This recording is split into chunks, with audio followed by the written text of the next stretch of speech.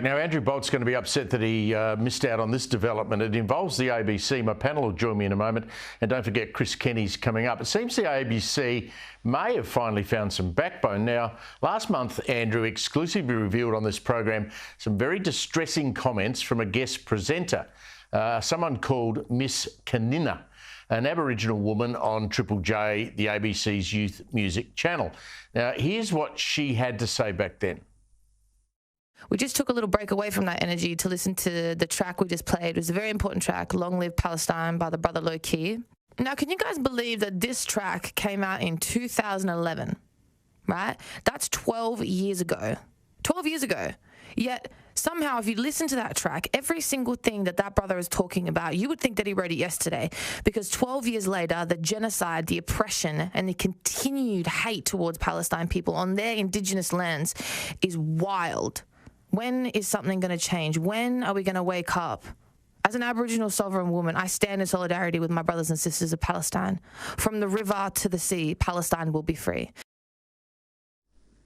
Well, the ABC says it is unbiased and impartial. Well, now the ABC has not only deleted that episode, but also a number of staff have been disciplined.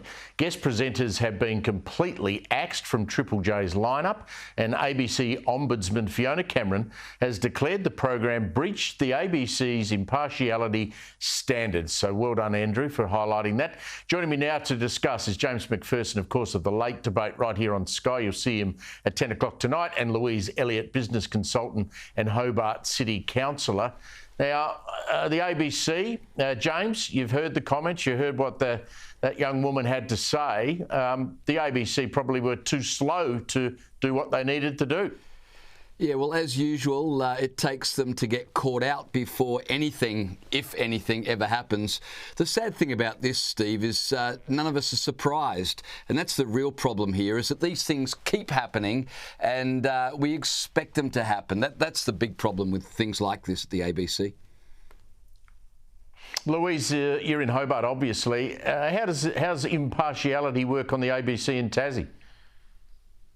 Oh, well, when it comes to the ABC down here, my experience is that if you can find a reporter that's able to manage their bias on the ABC, you're doing well. They do exist, but they're few and far between. But that clip there, that was really blatant. And the fact that there was such a delay, and also that item was pre-recorded. So there was an opportunity for somebody to catch that before it went to air. So let's hope this is the start of an awakening that the ABC need to do their job around impartial reporting. Louise, I was talking earlier to Barnaby Joyce. He was out the back of his property in northern New South Wales, and he talked very passionately about Australia's working poor in his area. Tasmania, how difficult and is the cost of living biting on average Tasmanians? The world for a lot of Tasmanians changed completely over a relatively short period of time. And we used to be a relatively cheap place to live. You could buy a 3-bedroom home for, you know, a few $100,000, and the prices have doubled. And Tassie's wages really have not kept up with that at all. So there's big struggles. And yes, we have our own inner city elites, but we have also the people not far from the CBD and out in our regional areas, which are genuinely struggling, yes. James, I bet like me, you get the Australian Weekend magazine every week and look at the real estate on offer and see all those beautiful houses for sale in Tasmania, and we still think they're pretty cheap, don't we? Oh, look, Louise, from where I'm sitting in Sydney, Tasmania just looks so affordable. I'd move there tomorrow and live in luxury if I could. But you're right, you look at the real estate pages in Sydney, and whether you're wanting to purchase a property or find a rental, the prices are exorbitant. But, I mean, then you go to the groceries and think, well, I'll just get some comfort food, but you can't afford that either. James, you tried to get a tradie lately? Well, I haven't, Steve, but my son just went for an apprenticeship as a tradie, and what I was fascinated about was that he applied one time, had one interview, and immediately got the job, which says to me there's a massive lack of tradies at the moment. I mean, there's reports that plumbers and electricians are charging 50, 60% more than they normally would because people have no other option. And so for my 18-year-old son, decided he wanted to be a plumber. As I said, he got a job job literally like that. There is such a shortage of people in the trades right now. Louise, similar problem in Tasmania? You can't get tradies? Yeah, we can't get tradies, but also perhaps James's son's just fantastic. It could also be that that's the case, and he was the top pick.